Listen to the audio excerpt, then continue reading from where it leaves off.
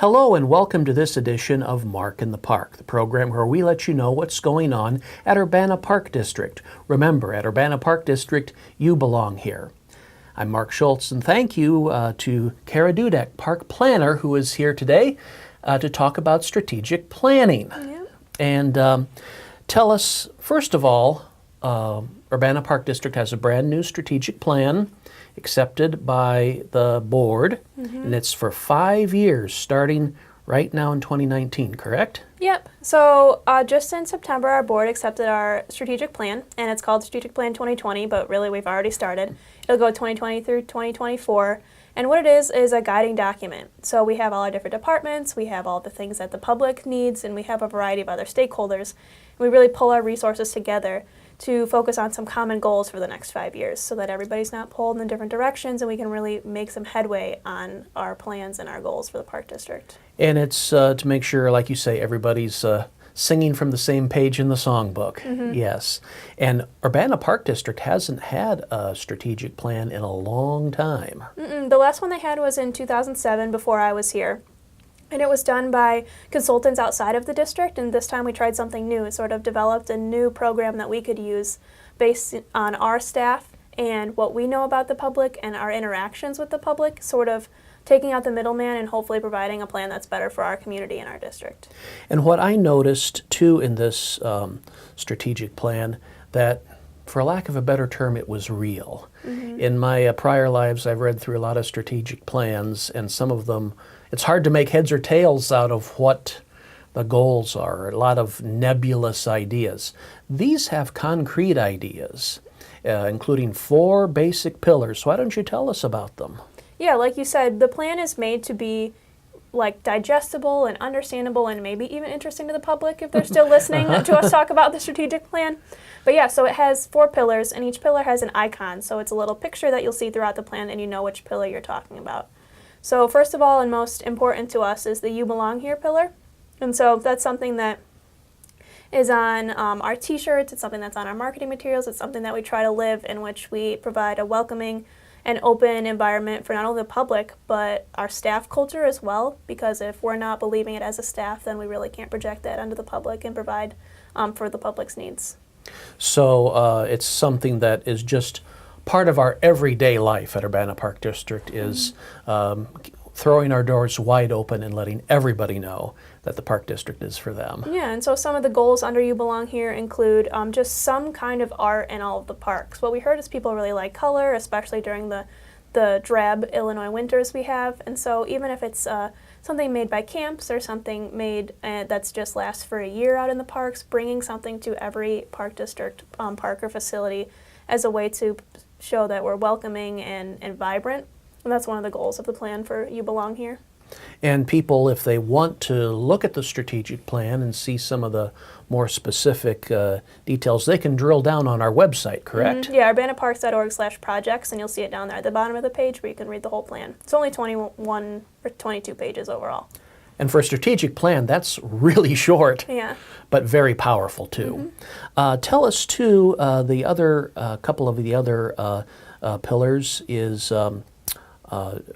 what we call trails and connectivity. Yeah, so trails and connectivity just acknowledges that trails is something that people want for transportation, to be healthy, to connect from between parks, between neighborhoods, and even regionally, and ways in which we try to continue implementing trails. So we have a trails master plan, which talks about some of our hardscapes, but also the public just mentioned we like soft trails too, like Meadowbrook and Busey Woods. Can we continue to expand upon those and have that sort of hiking experience while still being in the city of Urbana.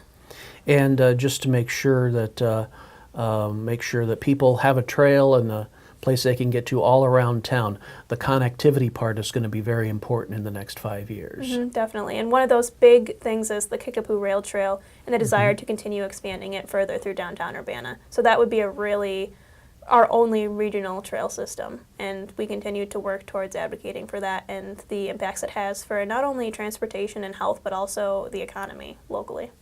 There are 2 more pillars to go on. Why don't you break those down too a little bit? Definitely. So the next one is health and wellness, and that just talks about the need to have indoor health and wellness space for Urbana residents. People mentioned a lot during the planning process that parks are great, but not in the winter. We don't want to go outside. What ways can you engage us indoors, or even programs for outdoors? So, for example, we have like hikes during the winter, or just telling people, what's the best way to dress to run or walk in the winter to be comfortable, and just continue expanding on both what we offer outdoors in the winter. Holistically, we have the wellness wheel, which talks about more than just your physical health, but mental, spiritual, environmental, and all those sorts of things also. So a whole array from indoor space to the winter to even just your mental health. And I think a challenge and an opportunity for the Park District during the strategic plan as far as health and wellness is finding the proper space to provide those indoor health and wellness options, not only in the wintertime, but year-round. Mm-hmm, definitely. Yeah, so are we going to be able to expand upon what we already have? Are we going to find a new site and be able to find enough partners or grants to build? And that's really where we are now. We know that we need to expand upon our space, but we're not necessarily sure how or where that's going to happen. And one more pillar to talk about. The last one is placemaking, which was really born out of the Crystal Lake rehabilitation. So placemaking just talks about how do you create the actual physical space that people want to be in. And for some people, that's just shade and benches. For some people, that's wayfinding. So they go to something like Crystal Lake Park, and there's a lot of trails that intersect in different ways. And just having a map, physically knowing where they are, is all that they need to make a place more welcoming to them. Mm-hmm. It sounds like placemaking could be, again, a challenge and an opportunity because, like you say, some people want a park and shade and benches. Mm-hmm. Others want something very interactive and something very engaging and vigorous to go on. Mm-hmm. So as part of the strategic plan to balance those two things out? Yep. So really we just got different pieces of input from almost 1,000 people through, the questionnaire, through the focus groups, through stakeholder meetings, and really we heard a lot and we tried to boil it down. I think there's 4 goals overall underneath placemaking. And a lot of them are simple and some of them are more complicated. Yes, and again, they can read it all online. And we invite them to do that at urbanaparks.org. You mentioned, too, a little bit the Crystal Lake Park rehabilitation. That's part of our strategic plan, and we're going. We're already, we did a lot of work in the summer of 2019, and we're just, we have a lot more to go. Yeah, exactly. So we finished the installation of the path along Park Street, which has been really transformative for that part of the park. And we're in engineering now for the actual shoreline restoration. So we've been talking about it for a long time, but this is literally, where certain erosion control techniques go, how much will be cut back, how much fill we will add back, like the actual engineering documents are being created now. And the intention is to bid it out in the winter and then do construction early winter into spring, summer. So that's when you'll see the rock outcroppings go in, the new boat dock, some of the shoreline cleared and planted with natives and things like that. I think people will be interested to know especially about the shoreline, clearing out some brush or maybe overhanging trees and branches. The lake will look a lot different, especially along the shoreline, when it's all completed.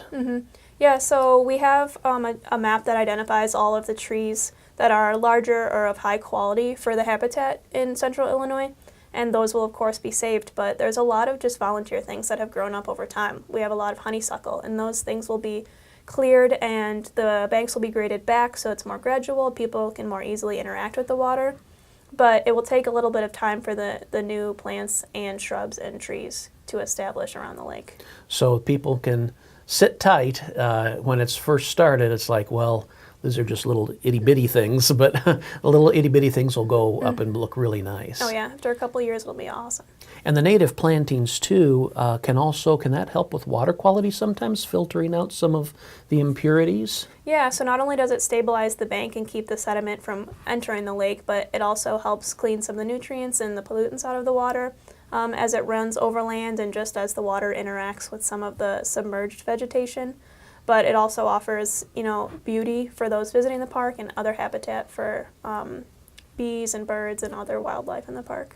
Now for families looking for a place to play, there'll be some, in the future, there'll be some new play equipment and interactive learning tools, correct? Yeah, so as part of a grant that we received from the Department of Natural Resources, there will be a new playground installed. So the one that's there is 19 years old, and this one will be installed close to the large pavilion, which is our highest capacity pavilion in the district, and also some family game equipment, so like the bag-o sets that are just concrete and you can bring your own bags, and tables with checkerboards on them, and just sort of family-oriented things. That sounds like a very ambitious project to not only renovate but transform Crystal Lake Park as part of our strategic plan. Definitely. So again, a lot of things are happening in our strategic plan, but again, we want to emphasize that it is relatable to the public, and the public had a big input in what eventually was our finished product. Absolutely.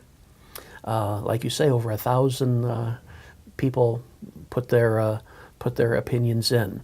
Well, Kara Dudek, we thank you very much for your time today, and thank you for explaining the strategic plan. It's a 5-year plan, first one we've had since 2007, and again, a lot of changes going to be coming to Urbana Park District for the good. Yep, good things. Yes. Well, thank you again, Kara, for your time. Thanks, Mark. All right. Kara Dudek, Park Planner for Urbana Park District, our guest today to talk about strategic planning. You can look up the strategic plan at urbanaparks.org. I'm Mark Schultz. Thanks for joining us.